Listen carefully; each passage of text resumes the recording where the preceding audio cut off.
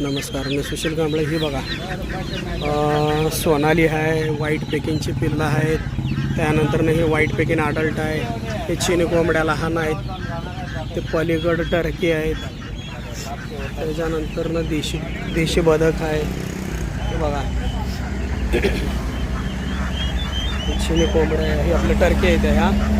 त्याच्यानंतरनं हे देशी बदक आहे. हे बघा सांगोल्यामध्ये आमच्या इथं भीमनगरच्या शेजारी का नाही हे स्टॉल लागतोय जर रविवारी. तर शेतकऱ्यांनी येऊन इथनं खरेदी करावं. कमीत कमी दरामध्ये चांगले पक्षी तुम्हाला इथं मिळतात.